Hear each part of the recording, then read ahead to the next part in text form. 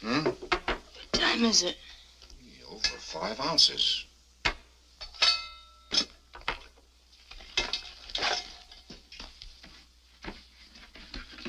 Oh, for heaven's sake.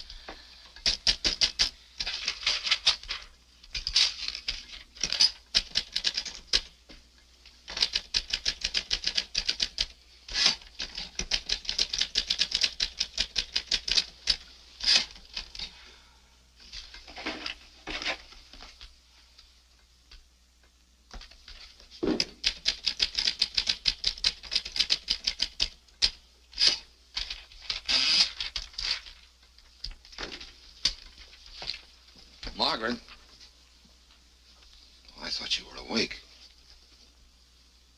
I just figured out the most terrific slogan. As one advertising man to another, you'll love it.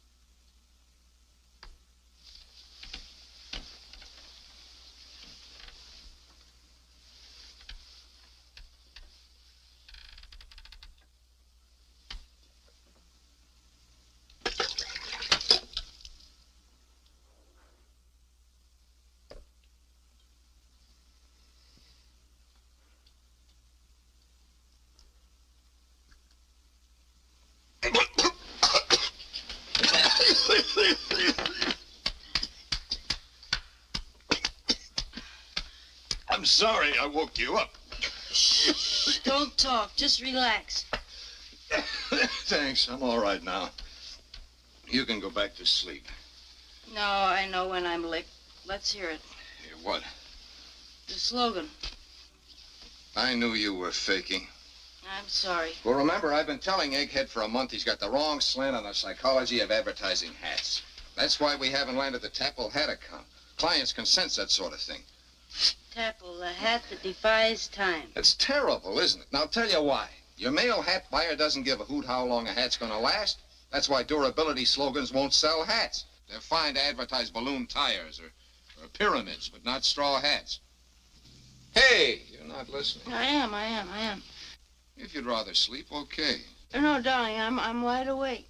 Well, it came to me in my sleep. A Tapple hat is the lightest hat in the world, and I can prove it. I'm dying to hear it. Well, I thought of 3 slogans to prove it. The first is a light lid for worried heads.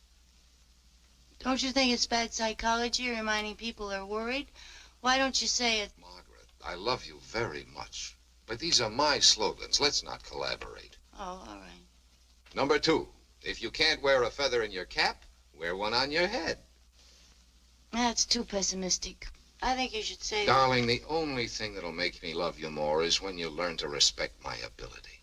I respect your ability, but you asked for my suggestions. No, I didn't. I don't need any creative help from you. Just your approval. Oh. Because, you see, I think number 3 is really the one. What's that? Short, dignified, tells the full story. You never know you're wearing one, but other people do. How's that? That's wonderful. You think so? Oh, darling, if that doesn't land the Tapple hat account, I'm a ring-tailed baboon, which I'm not, am I, honey? No. No, you know, the psychology is all right. You think the words... Oh, they're perfect. Great exploitation possibilities. Mm-hmm. Show Tapple hats being weighed in every Tapple show window. Will you have to share the bonus with the sales department? 5,000 smackers undiluted if Tapple topples. That's my deal with Egghead. Hey, where are you going? Well, I've got to think. Oh, no, you've thought enough. Let's lie here and dream. How much is a round trip to Bermuda? 300?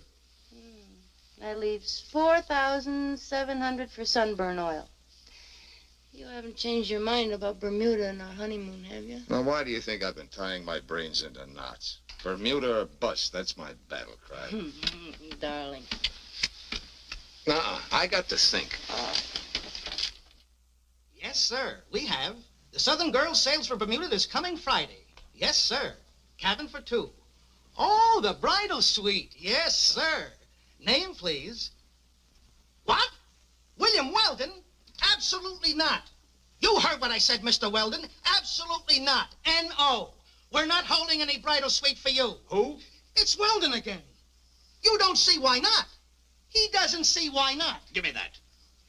Mr. Weldon, in the last year, 4 of our ships have sailed with empty bridal suites. At the last minute, you have canceled your reservations on the Southern Rose, the Southern Belle, the Southern Beau, and the Southern Dream. Now you say you want to sail on the Southern Girl. Well, nothing doing, Mr. Weldon. We've lost enough money on you. From now on, our reservations are strictly COD. Now, wait a minute, Admiral. Talk to him. Let me talk.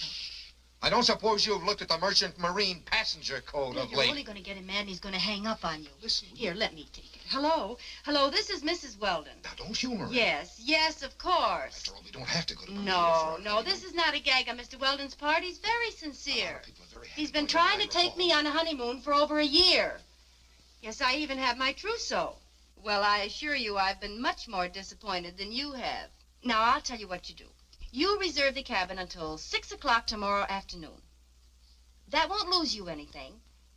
That's right. And I'll be in with bags of gold before 6. All right? Oh, thank you so much. Goodbye. See? You hold it for us until 6. Little Miss Fix-It cooled him off, huh? You're not angry. Well, why should I be angry? We're going on our honeymoon, aren't we? Not if you call me Little Miss Fix-It. Well, that's what you are, aren't you? Why be ashamed of having the finest, noblest character since Little Lord Fauntleroy? Why not glory in it? Why not advertise it? Wait a minute, I'll think up a slogan for you. Bill. I'm sorry. I'm afraid it's too late for our honeymoon. The golden moment has passed. It'll never be too late for our honeymoon as long as one of us can hobble around without crutches. He'll save the cabin till 6 tomorrow. Mm-hmm. Bermuda. Palm trees. Guitars. The jungle. And you.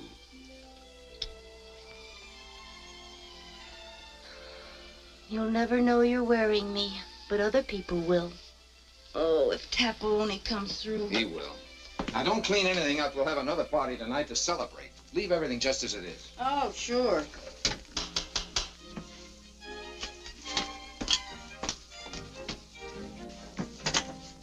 Oh, it's you. Good morning, Mrs. Weldon. Would you wait right there a moment, please? That man's here again. Who? The idiot. Emil? Mm-hmm. Well, he just happens to be one of the greatest scientists of our time. He's crazy. Well, if you'd only looked at the letter that Edison wrote him congratulating him on... Yeah! Weldon Stables, Busher speaking. You're cute. Why, yes, the little filly's right alongside me. Who is it? The idiot. Gwendolyn? Good Oh. guess. Goodbye. I'll phone you with a flash. Bye. Hello? Oh, darling, the most wonderful thing has happened. We're finally going on our honeymoon. Morning. Good morning, Professor. I'm in sort of a hurry. Here, that's all I can spare. It's not very much. Well, I'm sorry. You'll have to cut down on some of the experiments. That's impossible. Well, okay. Here's another 5. When can I speak to you? This afternoon, 5 o'clock in my office. I will bring you a full report. Fine. Well, so long, huh? I gotta catch the 812. Mr. Weldon. Good luck. You never know you're wearing one, but other people do. I don't like slogans. But Mr. Tapple, I have been in the advertising business for 20 years, Mr. Tapple. This is it. I know. it'll sell hats, Mr. Tapple. I know a little about selling hats myself. Granted. That's why you'll buy this slogan. It doesn't quite sell me. Mr. Tapple doesn't like slogans. Look, I'd like to demonstrate something. I'm afraid we've given you all the time we can spare today, eh, Slocum?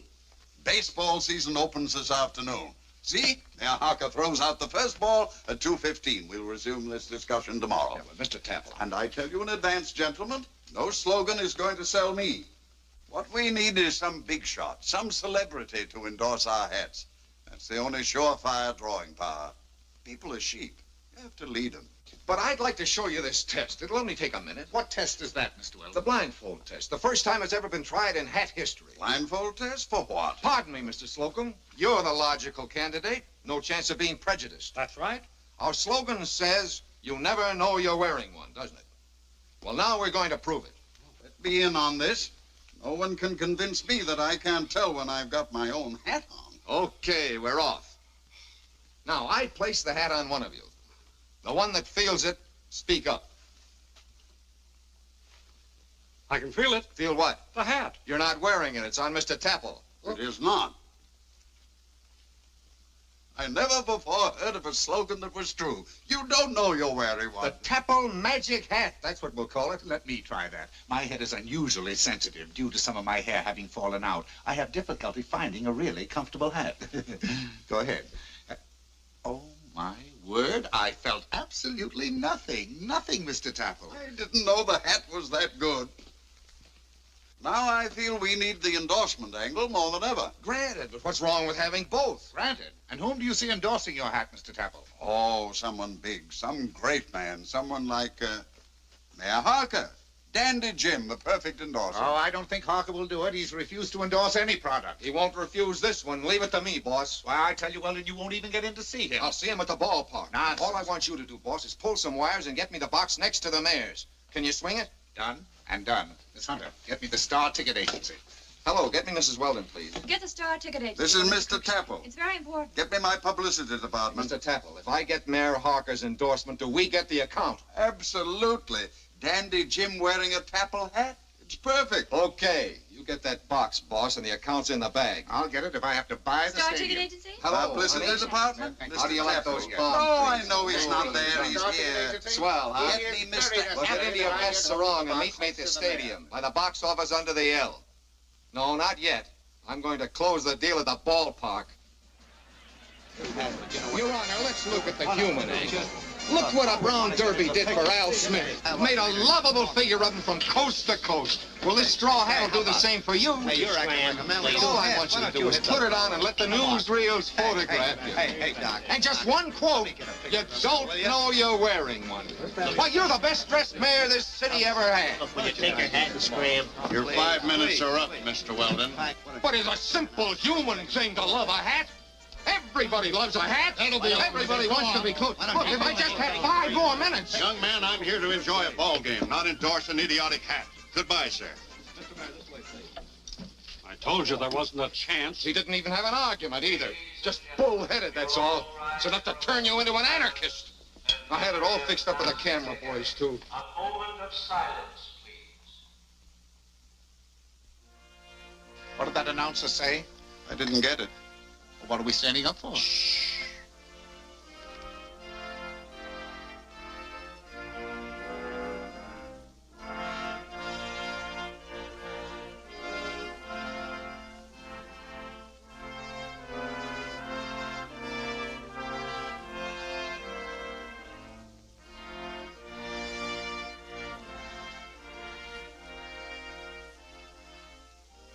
Take it off, Mayor. Take what off? Your hat I've got it off. doesn't look right. Shut up, will you? Hey, you down there, take your hat off! Mr. Mayor, look this way. They're yelling at you, Mayor. What for? Your hat. Take off that hat! You're mad. Take off that wig! Where'd this come from? What's the idea of wearing your hat during the ceremony? I didn't know I was wearing one. Thank you, Mayor. That's all my husband wanted you to say. Thank you. Mayor booed for wearing hat during ceremony. The mayor says, direct quote, I didn't know I had it on, unquote. Now remember, Mr. Temple, this is just a rough layout of the way the ad will look. It's great. It's wonderful. I like it. Margaret, you have done something that is going down in the annals of advertising. Something that will be an inspiration to every advertising man when things look darkest. Oh, please, J.B., there's no occasion for oratory. Modest as always. Mrs. Weldon ran my business for me for 3 years, Mr. Tapple. Never took any credit. Insisted on posing as my secretary. Well, this afternoon I was only carrying out my husband's carefully laid plans. Wasn't I, dear? You snatched the battle right out of the fire, and I'm sure Bill is a big enough man to admit it. Gentlemen, when my wife goes into action, she makes the U.S. Marines look like a still life. That's fine. That's the way I like to hear a husband talk. Bill, it was your idea, your slogan. But you rode to the rescue, Margaret. That's right. The most thrilling thing I ever saw a woman do. And here is the check for the bonus. Oh, thanks, J.B. Oh, Bill, it's for $5,000. Well, that's nice of you, J.B. Thanks. I never parted with $5,000 more happily. Oh, Bill, we're going. Yes, dear, we are. See you in the morning, boss, and I'll fix up these layouts before we leave. I'd like to have the little woman in on this, Crookshank. Mr. Tapple, when you buy Crookshank service, you get Mrs. Weldon thrown in automatically. She is our inspiration department. She works behind the scenes. Oh, Bill, come on. Own up. Who figured out that slogan? Well, I don't like to take any credit away from my little genius here, but it came to me in my sleep. I'll bet she whispered it in your ear. Oh, that's silly. Bill made it all up, everything. He's the best advertising man in the business, J.B., and you know it. I'm afraid you can't win that argument today, darling. Goodbye. Goodbye, gentlemen. Thanks for the bonus, J.B. You earned it, Margaret.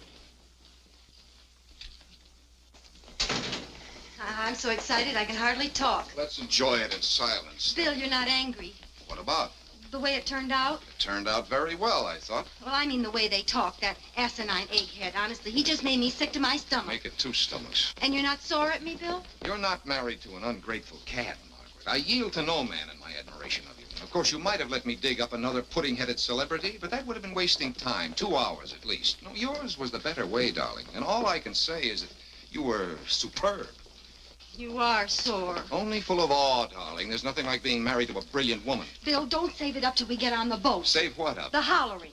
Our honeymoon's going to be very quiet and efficient. And don't worry about anything going wrong. If it does, you'll straighten it out. It's like being married to the U.S. Marines. Bill, do you love A me? complex, that's what it is. A U.S. Marines complex. You keep thinking I'm not quite able to handle my own affairs? Well, what about that time in Springfield? Go on, answer that. You'd still be in jail if I hadn't said I was rushing to the hospital to have a baby. I thought it was very bright of me thinking of that pillow. Oh, darling, I'm sorry if I've done wrong. I apologize. I admit I lost my head. I'm an idiot. You could put all my brains in a thimble and have enough room to cook an egg in it. But I love you. Kiss me.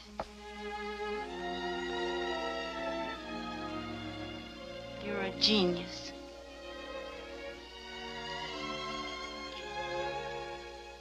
Shall I pick up the boat tickets now? You wait a minute. I'll go with you. All right. Good afternoon, Mrs. Weldon. Hello there, Professor. How are you, Emil? What's the good word? Mr. Weldon, an emergency has arisen. Uh-oh, sounds expensive. I'm on the verge of a great discovery, but I need more equipment. I must have $148.50. Are you serious? You can't afford anything like that, Professor. Mrs. Weldon, please believe me. Every penny goes into my work. I spend nothing on myself. Emil, we can't afford it. Pardon me, but that is like saying you cannot afford to become rich. Professor, you said you'd make us rich by manufacturing rubber out of ordinary banana skins. We bought you $75 worth of bananas, and all you proved is that banana skins are still garbage. Mrs. Weldon, the theory was absolutely sound from a scientific standpoint.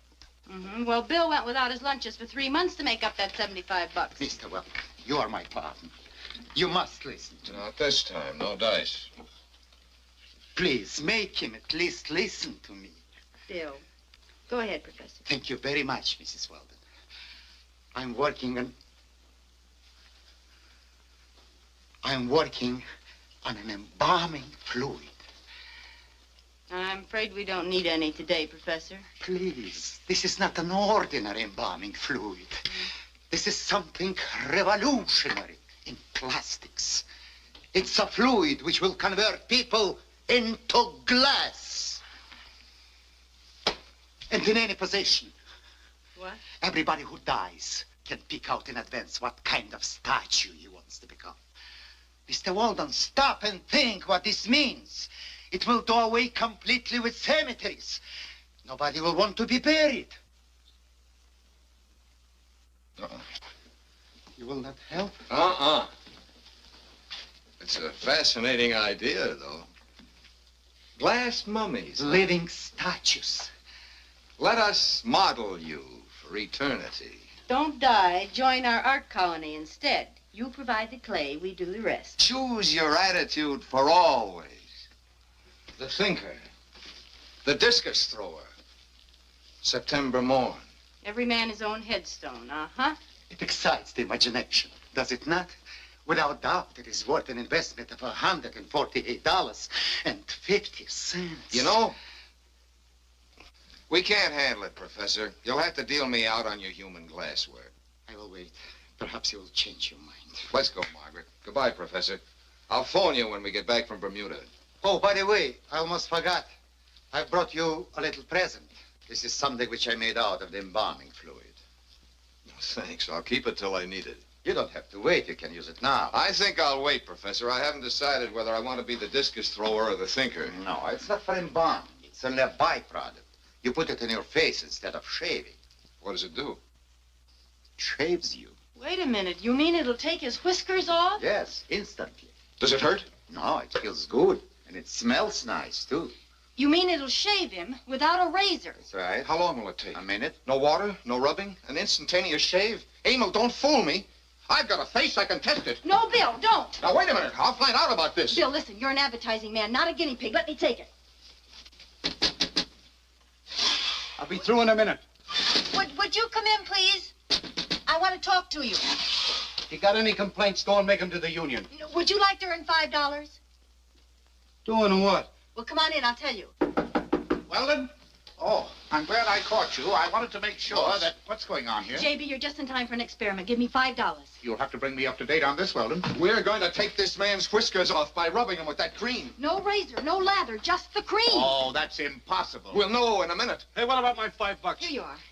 Okay, now what's the gag? I just want to put some of this cream on your face. Nothing doing. Well, why don't you try it on him? No, please. I don't want my beard off. Listen, mister, this is a new shaving cream. It can't hurt you. Can it, Professor? Certainly not. You want that $5 or not? Okay.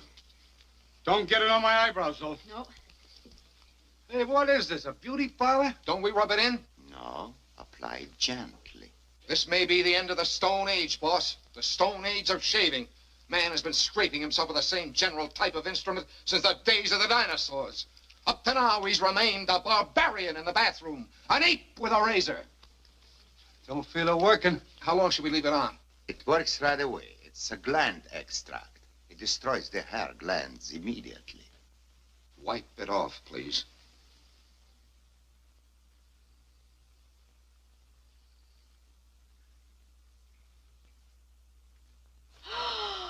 The miracle of the century. Look at that face. Look at that face. Oh, that's unbelievable. I want to see.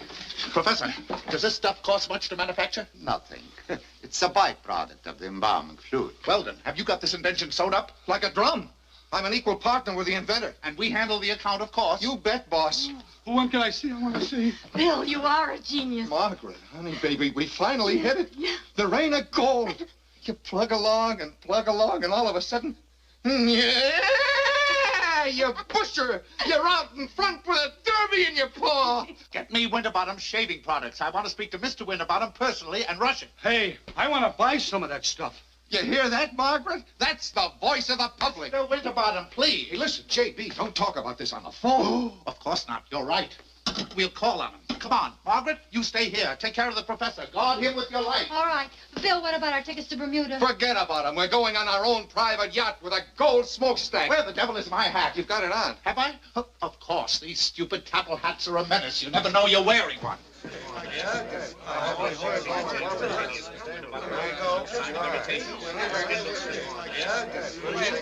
Gentlemen, the experiments you've witnessed just now may be called the death of the razor. The end of the Stone Age of shaving. It's my unequivocal opinion that this little jar I hold in my hand is the greatest boon to mankind since the discovery of radium, and I'm talking from my heart. I don't think mere words can convey the importance of this moment, Mr. Winterbottom. Right. Exactly.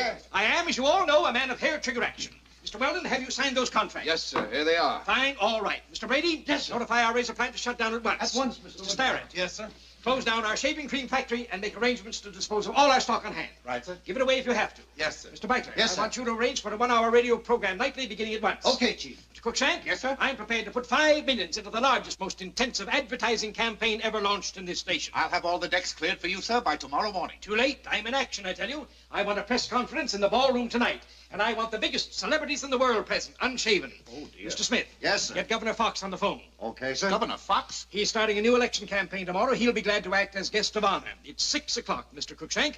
I want the ballroom filled with the most famous men and women available by 8:30. Order dinners for 750 guests. And get me a name band and a newsreel. Mr. Jackson. Yes, sir. Get Mrs. Winterbottom on the telephone and tell her to be at the ballroom by 8 o'clock. Right. Mr. Weldon, have you thought of a name for this product? Yes, sir. It's going to be something simple yet different. How about Miracle Face?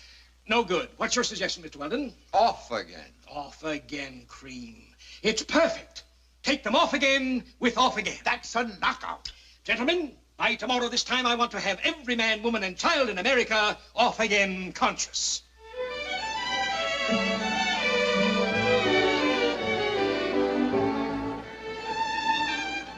Some service, APW. Look, every unshaven celebrity in town is here tonight, including one of Hollywood's most famous motion picture stars. Unshaven. We're going to try this stuff, Peter. I don't like to appear in public unshaven. Well, we're all in the same boat, Governor Fox. Ceremony will take place in a few moments, Governor. And Mr. Winterbottom, don't forget my family of acrobats. I have them here. 2 generations, all with the same tufts of hair on the left cheek. A sort of a mole condition, I think. Excellent work, Cruikshank. See, that's great. That's an angle we overlooked. Mole beautifier. Very kind of you to favor us, Mr. Parks, Larry Parks. As a matter of fact, my beard's pretty heavy. Shaving's quite a problem. I'm looking forward to your invention. Your troubles in that respect, sir, are over. Very kind of you, Commissioner, to request your policeman not to shave. No trouble at all, Mr. Winterbottom. The men are anxious to try the cream. I assure you they'll not be disappointed.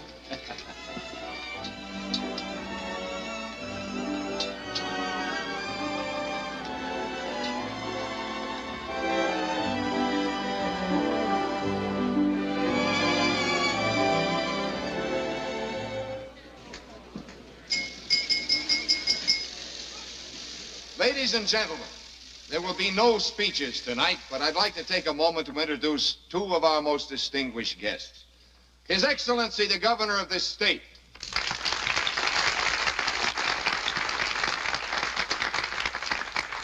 And from Hollywood, that famous motion picture star, Mr. Larry Parks.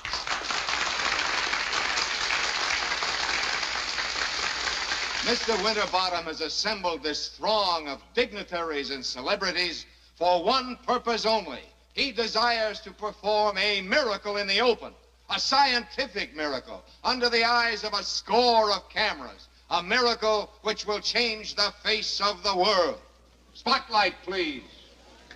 All right, gentlemen. We will apply the cream.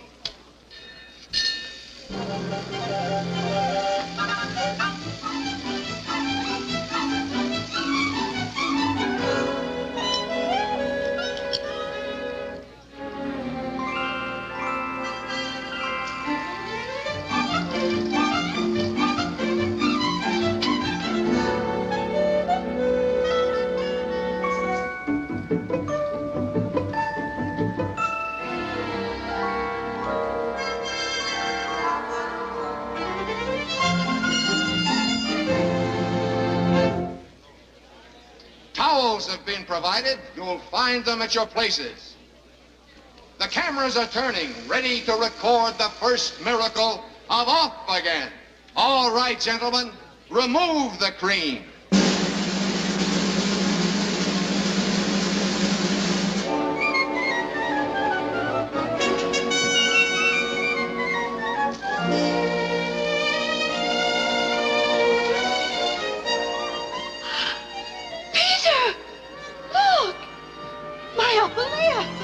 Beautiful, darling.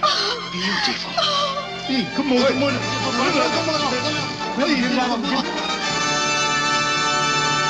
Why, my beard is off. And here, ladies and gentlemen, is the real hero of this occasion, Professor Emil Glinka, the new Edison.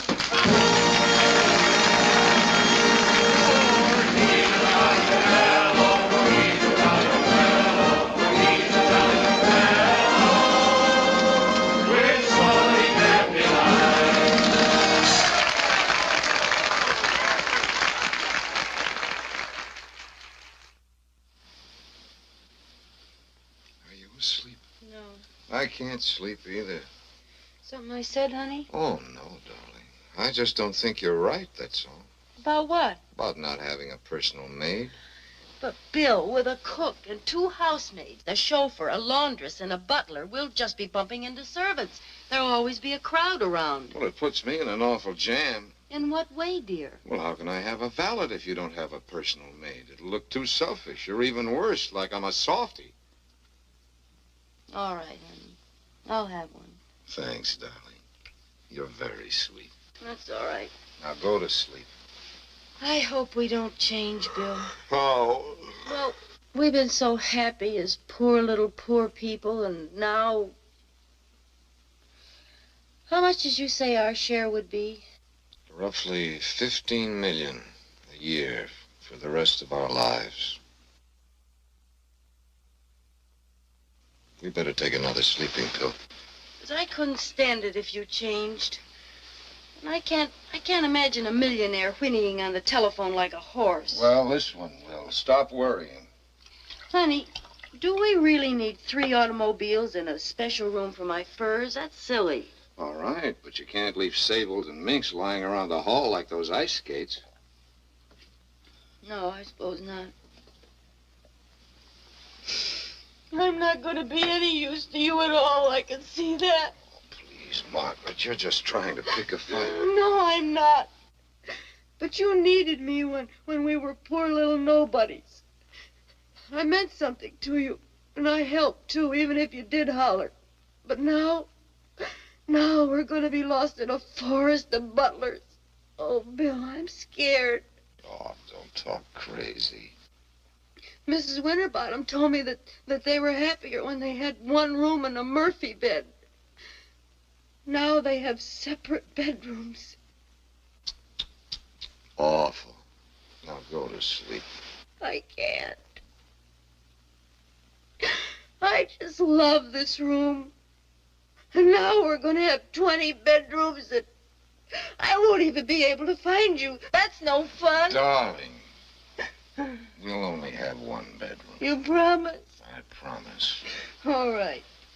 Then I'll know you haven't changed. It's Hortense, Mrs. Winterbottom.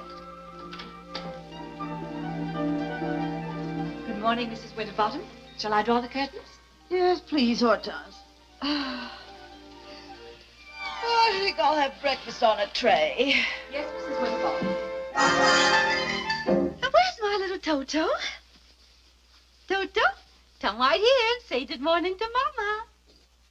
Toto, come right away. Stop barking at Mama. You hurt Mama very much. Toto?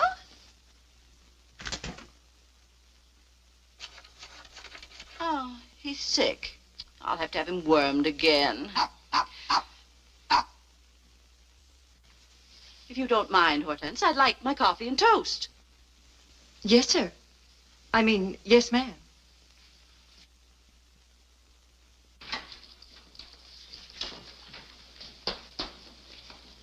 Good morning, madam. Did you ring? Yes, Harold. Have you the paper and the morning mail? Yes, madam. Thank you. Oh, Harold, this is for Mr. Winterbottom. You mustn't get us mixed up. No, madam. Oh, before I forget it, I want you to have him wormed. Who, madam? Toto, of course. Yes, madam. Anything else, madam? Yeah, tell my poor little Toto I want to see him right away. Yes, madam. Get out and stay out. 1 moment. Who are you? Never mind who I am. I'm going to have... What are you doing in my wife's bed? Peter! Is it you? Yes, it's me. Mr. Winterbottom, excuse me. I thought you'd... Shut up and get out. Yes. Take that horrid thing off. It's not at all funny. Look who's talking. What has happened? What's happened is I've grown a beard. I've grown a beard overnight, and so have you. You've gone mad. Don't sit there like an ostrich. Here, look. Overnight. Oh! That confounded off-again cream backfired. It turns you into a monkey. Overnight. When I woke up this morning, I thought I was having a nightmare. No, take it easy, Harry. Give me a This is No, you'll cut yourself. I've sent for a barber. Don't do that. Listen, it doesn't make any difference to me. I love you as I always did, Harriet. Listen, darling, I've got a lot of ground to cover today, and Excuse me, sir. There are some gentlemen downstairs to see you. From your office, sir. How do they look? Rather strange, sir. I'll be right down. Now, don't have hysterics. Keep a stiff upper lip.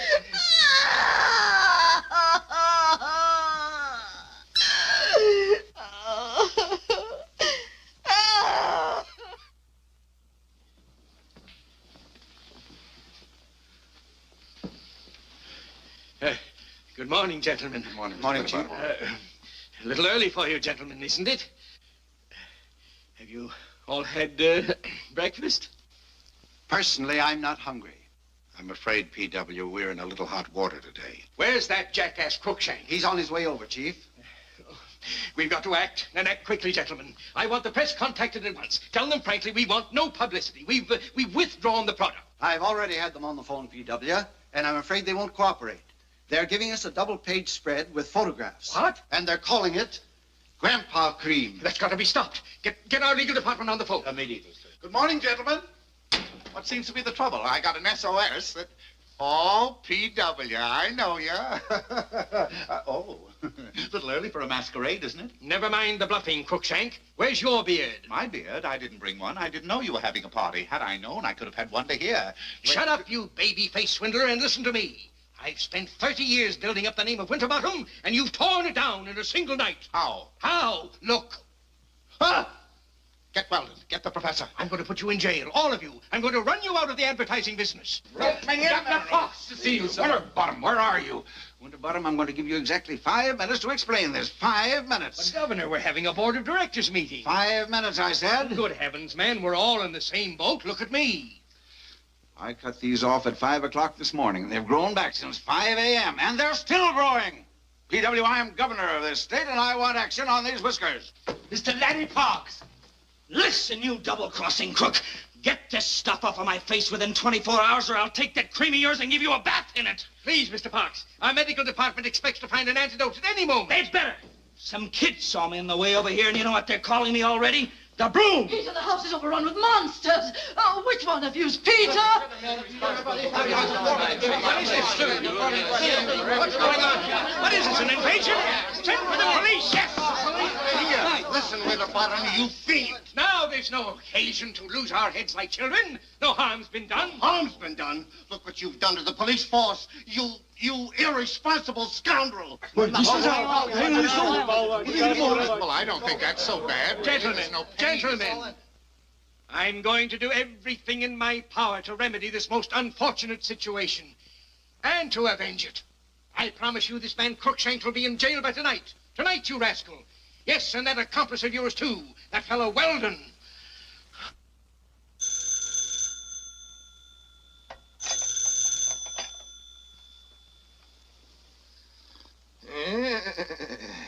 Weldon Stables, Busher speaking. There's no time for jokes, Weldon. That's not funny. Oh, wait a minute, don't get sore. You ought to be able to tell I'm not a horse. Yeah, this is Bill Weldon. Who are you? Oh, hello, Mr. Winterbottom. Well, what have you got to be sore about? It was a terrific success. You'd better get over here right away. Listen, I'm full of sleeping pills. I don't get you. Okay, I'll be right over. But that's a fine way for a fellow to talk after I made you my partner. I could have got myself another partner. Hello? Hello? Oh. What's the matter, darling? I can't figure it out. He must have gone crazy. Who? Winterbottom. Why, what do you say? Something about arresting somebody. Who? Sounded like me. Now, I better work these sleeping pills out of my system. I think something fishy's going on. Uh-huh. Crookshank. I don't trust that egghead. He said something about the professor, too. The idea of talking that way about a genius. Bill, he isn't a genius. What the devil I got on me? Hey, who did this? Oh, now that's kind of childish, don't you think, dear? It won't come off. Ow! Hey, what did you use, glue? Bill, I didn't put it on you. Well, who did then? Glinka. Glinka? The cream. I gotta see, Glinka. I gotta think. Yeah, we both gotta think.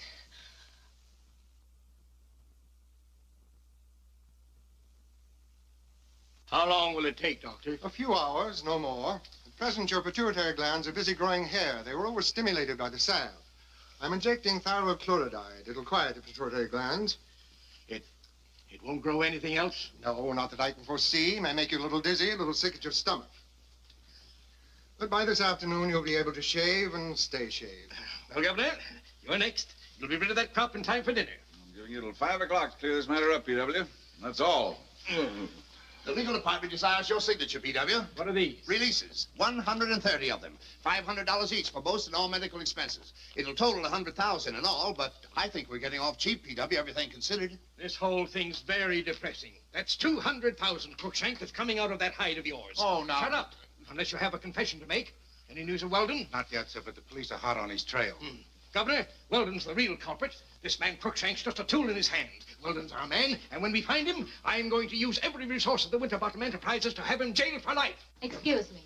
There's a Mrs. Weldon who insists on seeing you, Mr. Winterbottom. I don't want her. I want her husband. Let her come in, P.W. You may get his whereabouts out of her. Yes. Bring the woman in.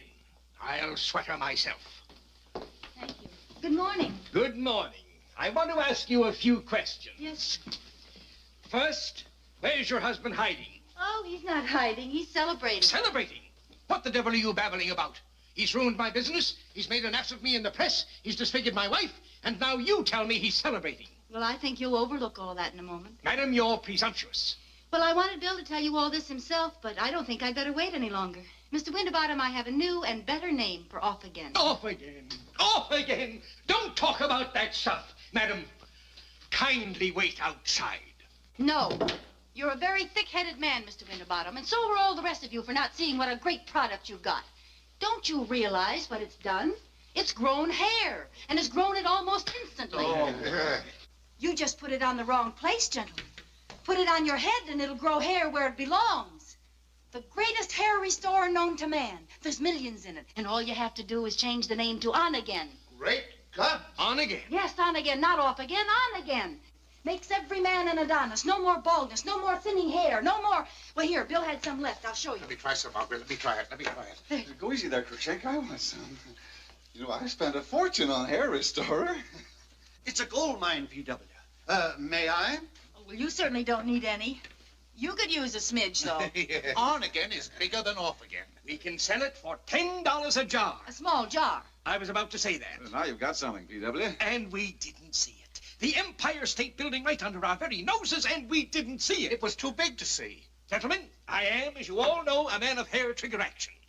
Mr. Starrett. Yes, sir. Notify the press of our change of plans. Right, sir. Mr. Miller, I want 500 bald-headed men in this office inside of 1 hour. Right, sir. This is going to be a blitz campaign.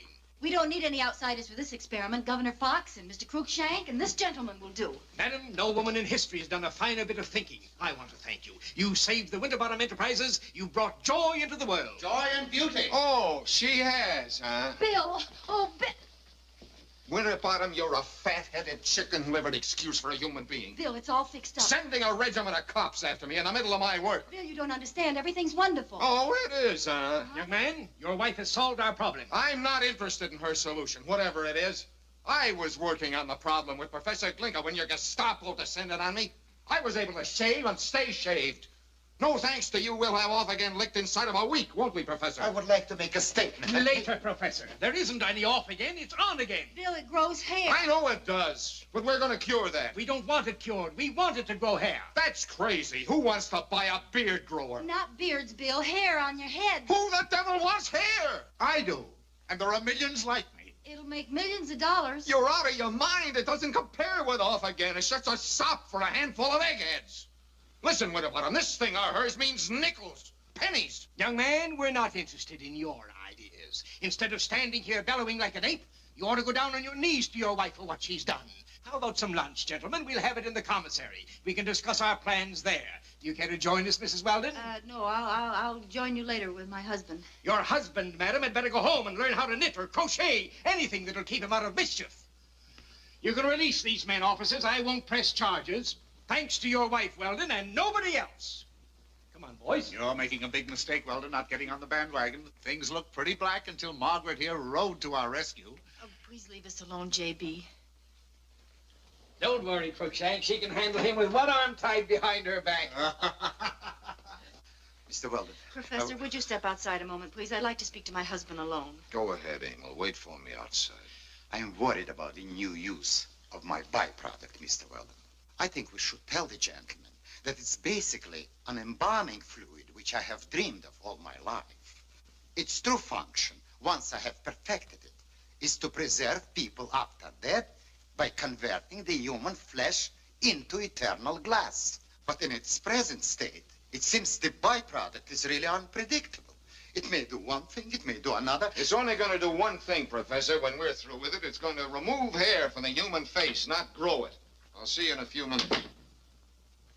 This time, my dear, you're not getting away with it. Don't call me my dear. Oh, Bill. Listen, Miss Fix-It. From all I've heard, I gather it's the Marines again. Well, you're taking that great, big, wonderful brain of yours home, my dear, and keeping it there. Of all the idiotic Badinsky tricks you've ever pulled on me, this one's the worst. This one's unforgivable, do you hear? I say it's unforgivable. All right. You made a monkey out of me in front of those dimwits. I can understand about that. You can't help it. It's second nature with you. But you've done something a little bigger this time. You spiked the biggest project that ever hit this country with your daffy idea, and they bought it. They're going to grab a handful of dimes instead of letting me go ahead and perfect something that may be worth millions. And you're proud of yourself, too. You're a very ungrateful and silly man, Bill Weldon. Prancing in like a prima donna and pulling the rug from under me. I put up with it ever since we were married. Well, I'm through putting up with it, understand? From now on, you're staying home washing dishes with a muzzle on. You're talking like a spoiled child. Spoiled, am I? A wrecking crew, that's what you are. That's what you've always been. They arrested you. You'd have been in jail by I'd this rather time. be in jail than with a butterfingered octopus tripping me up every move I make. Now you listen to me, Bill Weldon. You're burning up because you made a fool of yourself and went off half-cocked like some idiotic kindergarten wizard. That's all that's the matter with you. You're too small to take advice or help or criticism. You're an ego without any guts. And you're going to face it here and now and stop yammering like some... So long, Wonder Woman. Where are you going? Professor Glinka and I are going back to our kindergarten. Bill. I've had enough. You can wrap up this marriage and send it to the cleaners, madam.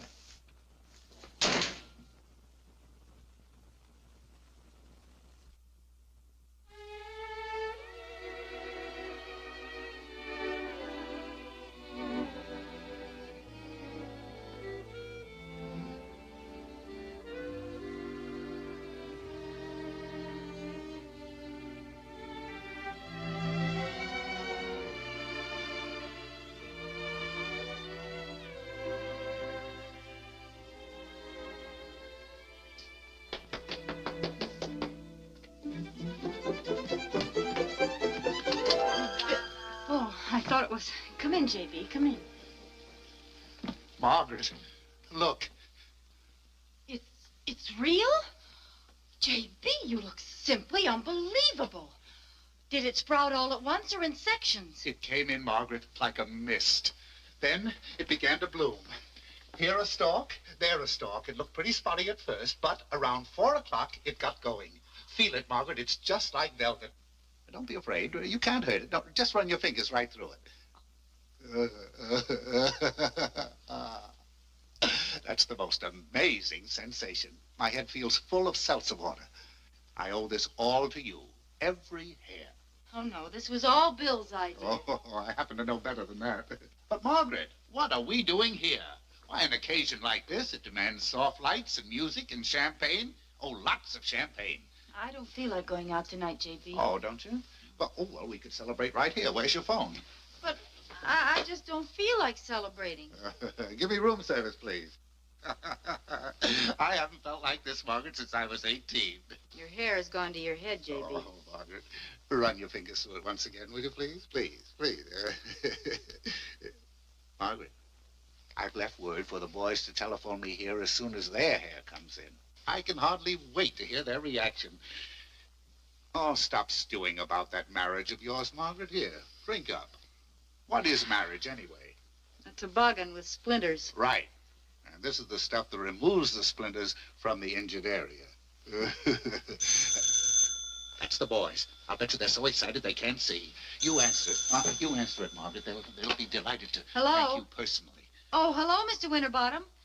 Yes, this is Margaret Hang Weldon. up, Margaret. He'll talk forever. What's that? The Never had governor. anybody talk as much as that man talks. Yes, sir. So little, you know. Yes, sir, right away. After What's the mistakes address? I nearly lost the account. We'll be there in 5 minutes. Who was that? Mr. Winterbottom with his trousers in flames. He wants us at the governor's house at once. What for? Can't he celebrate without us? I don't know. Something's wrong. He sounded quite hysterical. Winterbottom? Yes, the governor's calling out the militia or something. Oh, it's a parade. J.B., you're not fooling me, are you? This is real, isn't it? Ah! Good. Well, come on. We'll find out what's wrong.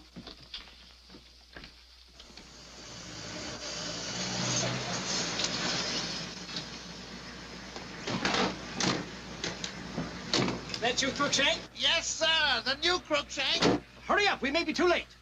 For what? I don't know. The governor was hysterical. Didn't make sense. Frankly, I'm prepared for the worst. I'm Mr. Winterbottom. Yes, sir. I believe you're expected, sir. Mrs. Weldon?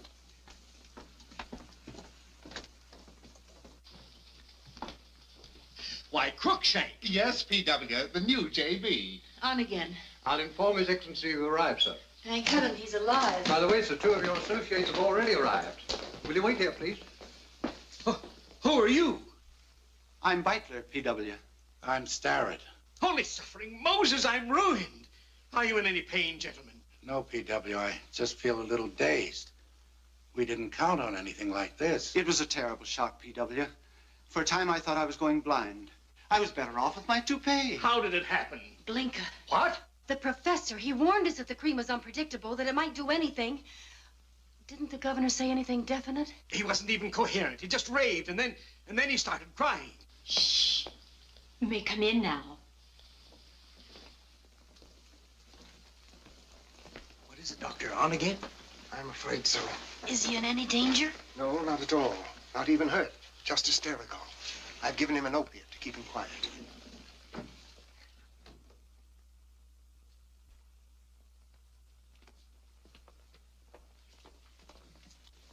I got here as quickly as I could, Governor. You're all right? He must have put it on wrong, Doctor. Properly applied, you know. It's simply miraculous. Miraculous is exactly what it is. Do you want them to have a look, Governor? Turn on the light, please, nurse. In 35 years of medical practice, I've never seen anything exactly like this. It looks like glass. That's just what it is. Well, show 'em, Doctor, show 'em.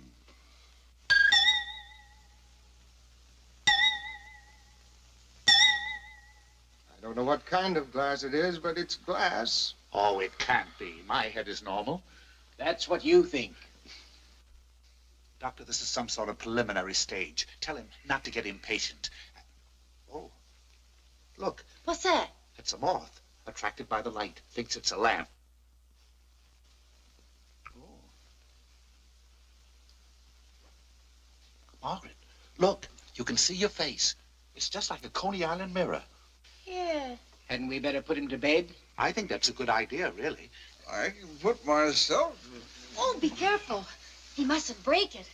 It's 7 years bad luck. I haven't tried the thiochloride injection yet, but I'm sure it'll relieve this condition as quickly as it removes the excess hair. William. Here. I want that fella arrested, that fella Glinka. And get his confederate, too. That other crank. What's his name? Weldon. Yes. I'll prefer charges tomorrow. Okay, Chief. Margaret.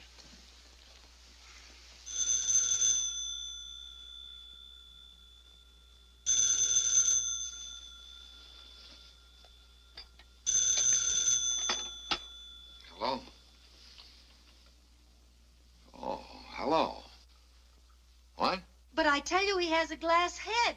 You don't say. A glass head. See right through him, huh? That's bad for a politician. Nobody's laughing, my dear. A glass-headed governor's a very serious matter. Of course, you could always hang him up as a chandelier. What? Have Glinka arrested? Glinka and me? Well, what's he sore at us for? It was your idea. Well, what difference does it make whose idea it was?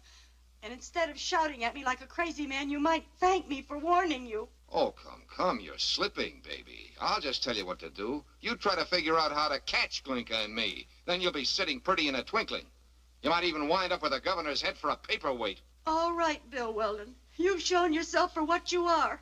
A cheap man with a little soul. This is the end. He's very angry. And I hung up.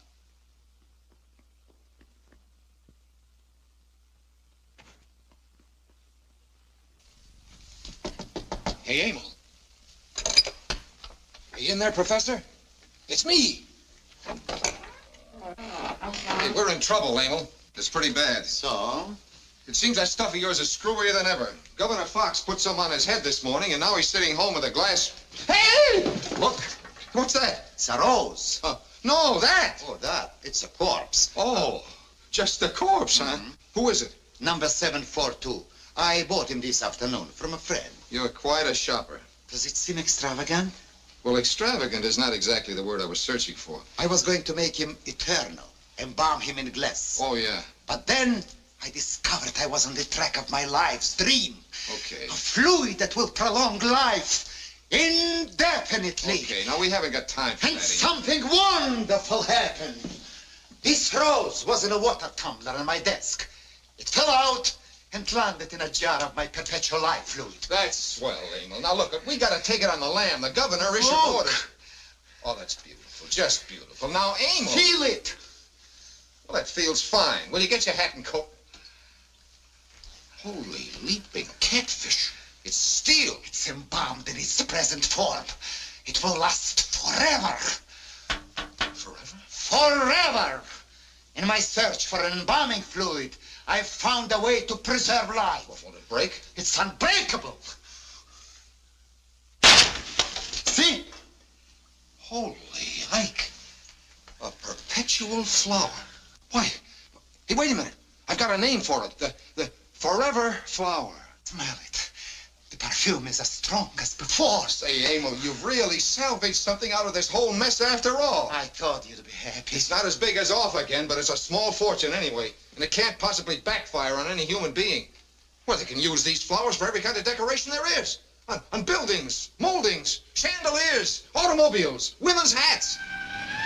Listen, Emil, that's the cops. The governor sent them to arrest us. We gotta beat it. Arrest us? What for? We're turning his head into a goldfish bowl. Come on. But I cannot leave now. I'm about to make the most important experiment of my life. If you don't want to spend the night in shade, But get out of here my right notes, now. my tests, my experiments. Well, we'll take what we can carry and lock up the rest.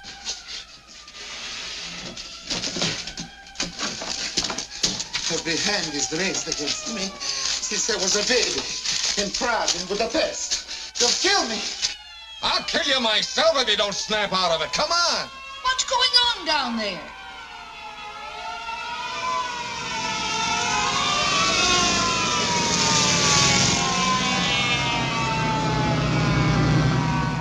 Emil, this way. Come on. Run, Emil, run.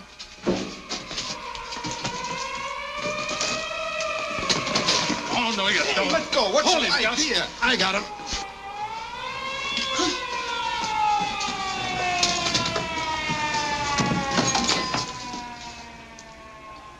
Dan, you and Ike see if there's anyone in this shed.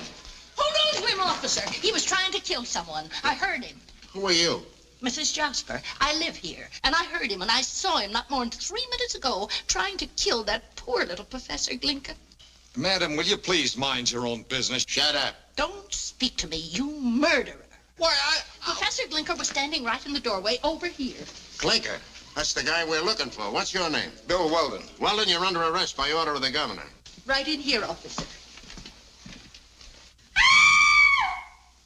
He's dead, he's dead, he's all cut up. Oh. Gus, There's a stiff in there. Well, that's just... Ow! Slap the cuffs on. Hey, wait a minute. You're making a mistake. That's not aim. Ow! There he is, Gus. You know who that is, madam? I wish I'd never come here. I'll never get over it. Can you identify the remains? Professor Glinka it was. I'd know him anywhere. He was nice.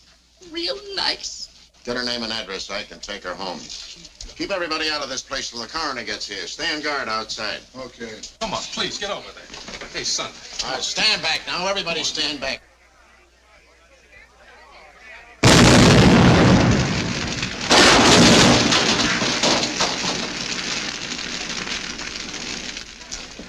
Phone the fire department. I keep those people back. Well, it's a fine trick, young fella, but it's not gonna work. Huh? You set that fire to conceal the body of your victim. That's what you done. How could I? I was standing right here. You're working with a slow fuse, but you ain't gonna get away with it. Now, come on, get moving. Come on, make way here.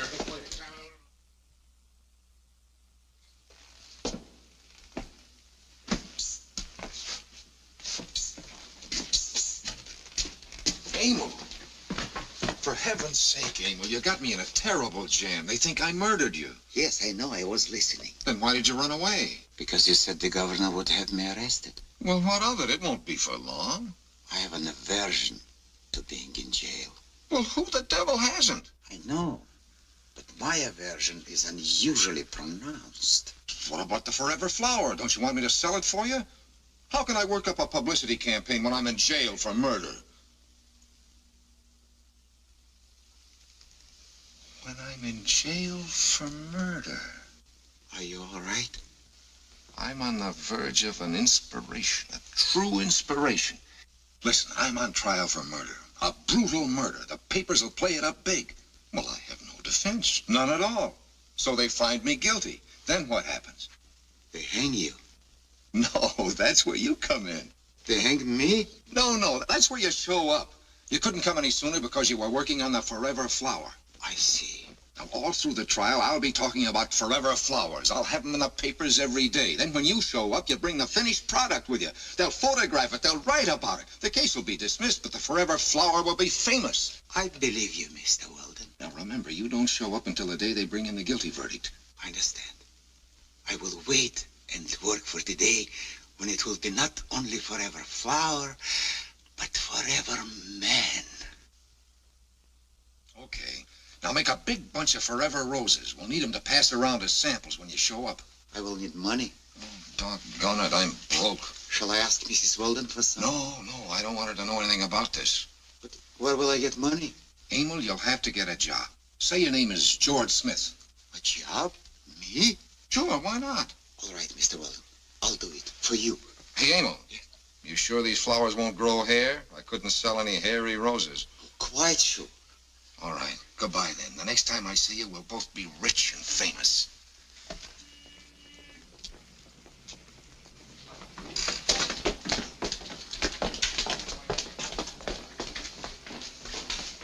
Smith!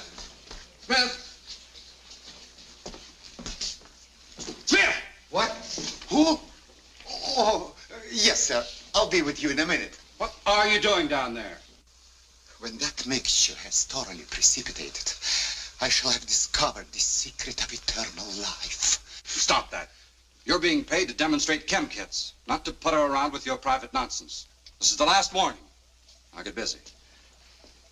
Witness, boys and girls, the marvels of chemistry.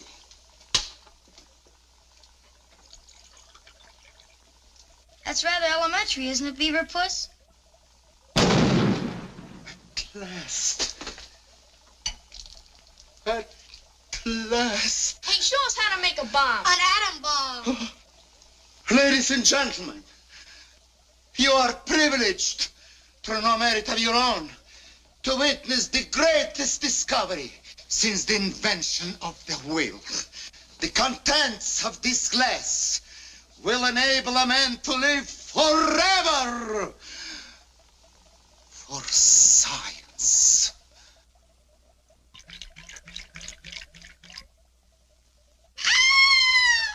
Send for an ambulance.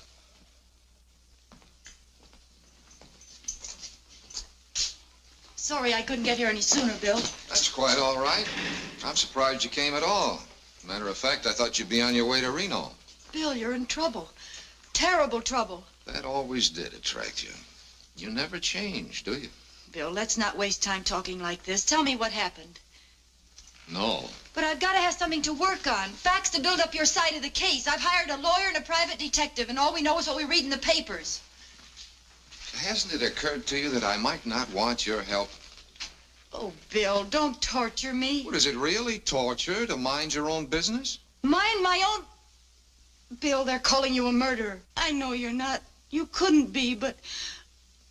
Oh, Bill, I love you so much. I just can't sit by it when you're in danger. That's just it, Margaret. You've got to learn to sit by. I never did any harm. I only helped you. You see, honey, there isn't a husband alive who can stand living with a wife who's right all the time. Not even when she is right? No. It's bad enough if she's a backseat driver, but when she leans over and grabs the wheel right out of your hands, that's more than any man can take. Well, what if the driver's about to hit a truck? Either you take your chances of hitting the truck or you don't ride with a guy. All right, Bill. I'll ride. And from now on, you can do all the driving. I'd like to believe you, Margaret, but I don't think you can. I will, I promise. You won't lift a finger to help me? Not a finger, I swear it. Not a finger. All right, honey. And if you begin to get worried, just remember you've got a very smart husband. I know, dear. And that this is a case that's got wheels within wheels within wheels. Mm-hmm. We shall prove that William Weldon stabbed Emil Glinka to death and then cremated his body in an attempt to conceal the crime. Yes, I ordered the arrest of Weldon and Glinka because, to my personal knowledge, they were guilty of conspiring and nefarious and criminal practices. I believe Weldon capable of anything. I found William Weldon running from the scene of the crime. He tried to escape. I heard that Weldon man say, "I'll kill you," and then run back into the tool shed. Later on, the policeman brung me into the shed, and there was poor Professor Glinka, sticking out of a barrel, dead and all cut up. It was so horrible, I could hardly look.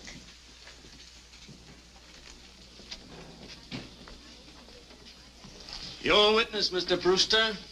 Your Honor, I'd like to question this witness myself. Why, you have counsel? I plead special indulgence, Your Honor. Bill, sit down. You're not a lawyer. Since it's my life that's at stake, I don't think my request is unreasonable. Very well, proceed. Mrs. Jasper, you overheard Professor Glinka and myself talking in the tool shed.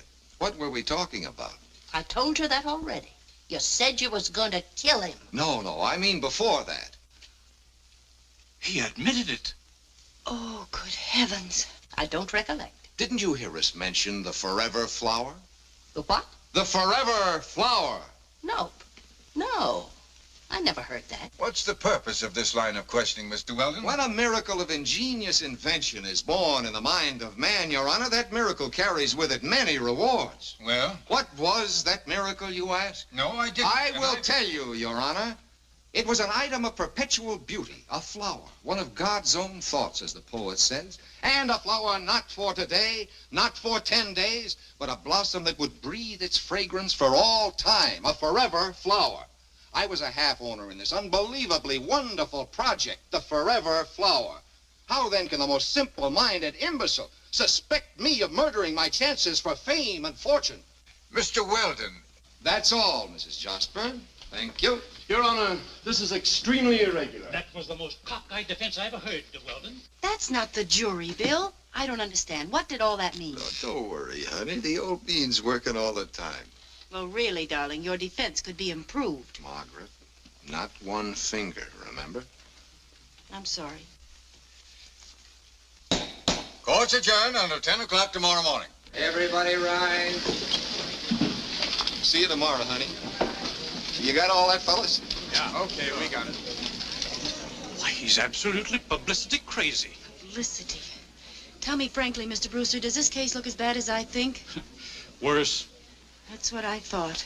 Is your husband usually like this, Mrs. Weldon? He's really a brilliant man, Mr. Brewster. But like so many brilliant men, he just runs off the track. He gets hold of an idea and it becomes bigger than he is. I know he's working on something very brilliant right now, but you see, When a man's a genius, you can't trust him. Trust him to what? Mr. Brewster. Yes? No, I mustn't. Mustn't what? Save his life. You can save his life? Mm-hmm. But he won't like it. He'll hate me. But why? You're right. I'm going to do it. For his sake. Hats. What's on the agenda, Joe? Defense witness is coming up. What's he talking about? We haven't any witnesses except me. All rise, all rise. Hear ye, the court of... I've decided to put Mrs. Weldon on the stand. What for? Well, what does one put witnesses on the stand for? To get you acquitted. Be seated. Mrs. Weldon, take the stand. Hey, just a minute, Your Honor. I don't want this witness. That'll do, Weldon. I'm still running this court, not you. Do you solemnly swear to tell the truth, the whole truth, nothing but the truth, help you God? I do. Mrs. Weldon, please tell us what you know about the events leading up to the alleged crime. Don't be frightened, Mrs. Weldon. I'm not. It's just that I've hoped and prayed for so long that no one would ever know. Know what? Silence. Continue, please. Your Honor, Bill, my Bill, is the sweetest man in the whole world. He's a husband out of a storybook. He's loyal and generous and considerate. It's just that he's not quite right.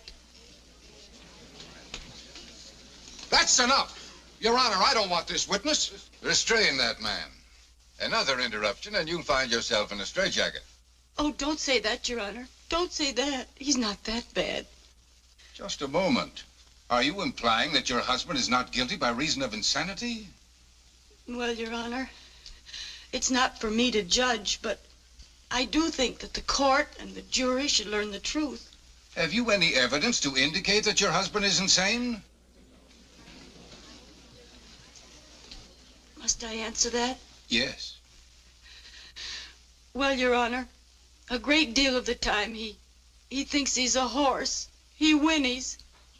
He doesn't say anything, he just whinnies. I object, Your Honor. This line of defense was not indicated. Objection overruled. Is there anyone beside yourself who can support your testimony? Yes, sir. Practically everyone we know. Every time the telephone rings, I just shudder. Bill always answers it and whinnies.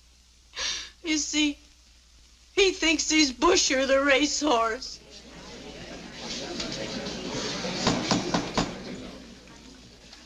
Proceed, please. Well, Your Honor, one of Bill's best clients is Mr. Winterbottom. That's Mr. Winterbottom sitting over there. And that's Mrs. Winterbottom sitting next to him. My Bill got hold of some trick cream and they grew a mustache on her.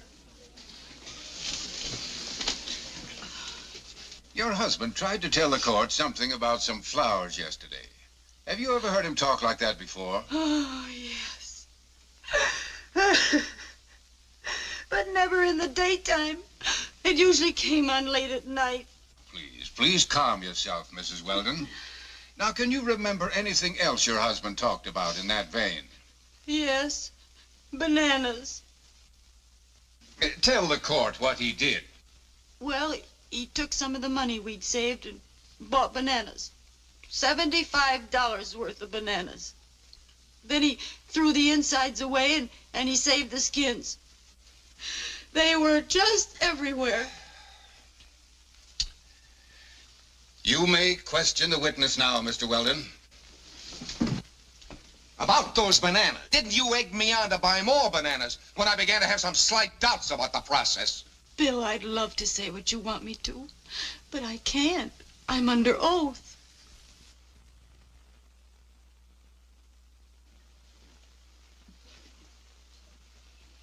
Okay. So I'm a banana fancier, and I think I'm a horse. Those are your statements under oath. Yes, dear. You used to think my conduct was amusing and whimsical. Now you say it was insane. Don't you think your new viewpoint may be due to the fact that I no longer love you? I think you do love me, Bill. I think in your sane moments, you've always loved me. All right, Mrs. Weldon, I'll leave you with that delusion. But let's get back to the point. Now, about that whinnying. Yes, dear? You know very well that was meant as a joke. You used to think it was funny, didn't you? Well, I don't think anyone else ever thought it was funny. Everybody thought so. I appeal to your honor. Wouldn't you think it was funny if you picked up the phone and heard, "Yeah, Weldon Stables, Busher speaking"?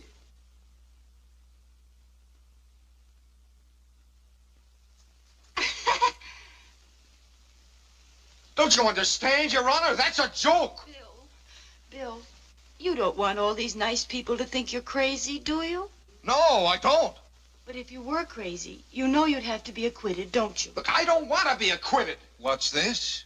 I don't think I need say any more, Your Honor. Now, wait a minute. Wait a minute. I didn't mean that. That'll do, Weldon. In view of Mrs. Weldon's revealing testimony, I'd like to see the district attorney and defense counsel in my chambers. Court's adjourned until 2 o'clock. No!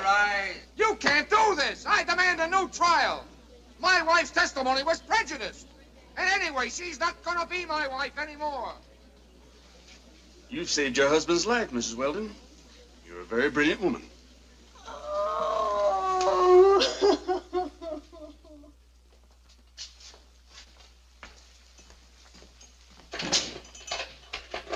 Oh, it's you. He said it was Brewster.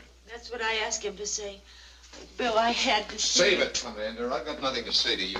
Hey, open up here. Bill, please. You brought your Marines in for a landing just once too often, Miss Fix-It. All right, hate me. I don't care what you think. You broke your word of honor. Bill, what does my word of honor matter when your life is at stake? That's what it matters, right there. $1 million worth of publicity shot in the pants. What's that? That, my dear Miss Weisenheimer, is a forever flower. Oh, Bill, for heaven's sake, don't be silly. Silly? Why, you bubble-headed dunce. Bill. Trying to make a lunatic out of me, a certified lunatic. Bill, you didn't have a chance until I testified. So now I'd go and spend half my life in the insane asylum? Well, it's better than being electrocuted. Oh, Bill, it won't be for long. I'll wait for you. We're both young. I'll come and call on you. I'll bring you soup. Shut up, will you? You and your know-it-all tricks, you've ruined me. Now, Bill. And you think you're so noble. That's the worst part of it, that phony, wifely nobility of yours. Bill, please, people outside will hear you. Let them hear. It's time somebody besides me knows what a brainless Bodinsky you are and always have been. You've got to prove you're right. That's all love and marriage ever meant to you. A chance to win arguments. You're worse than a praying mantis. What's that? A bug that devours her mate while he's kissing her. That's you. Stop throwing things, you praying mantis. I don't have to put up with your tantrums here. I'm in jail, not at home.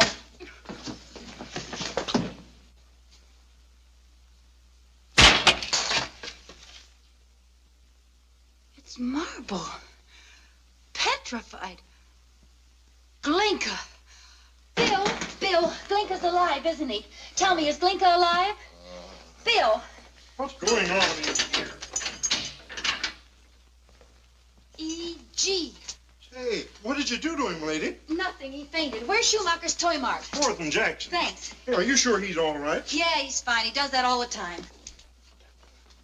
And so I suggest that the question of Weldon's sanity can only be determined by competent medical authority.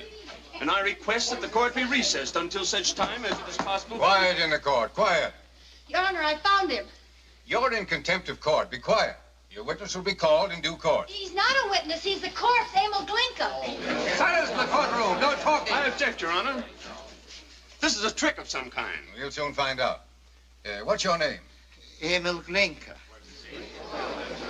Quiet. Is there anybody in this court who can identify this man? Yes, Your Honor. Emil Glinka back. That'll do. But why didn't you come forward when the trial began? Where were you? In the hospital, unable to move.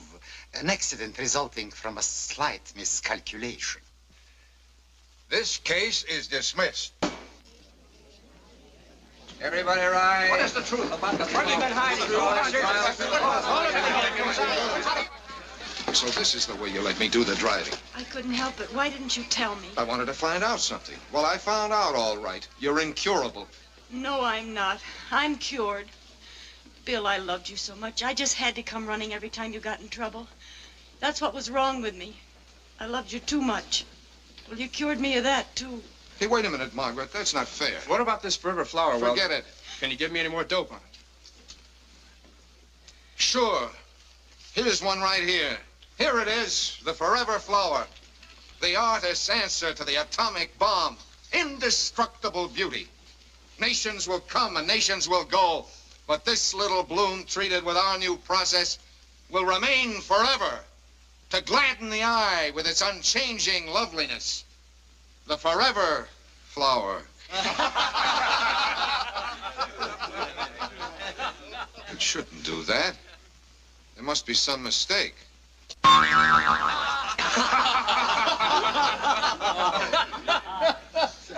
Well, back to work, I guess.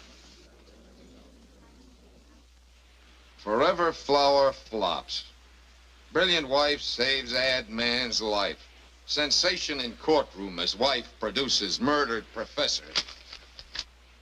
Darling, promise me you'll never again ride to the rescue. Oh, Bill, what If you see me facing a firing squad or tied to the tracks of an oncoming train, even if I'm sitting in the electric chair, promise me you'll smile and wait for a miracle. Well, suppose you were Suppose nothing, no matter what. Promise me. Well, Bill, I just couldn't let you... You've got to let me. Oh, Margaret, promise, and I'll love you forever. All right, Bill. I promise.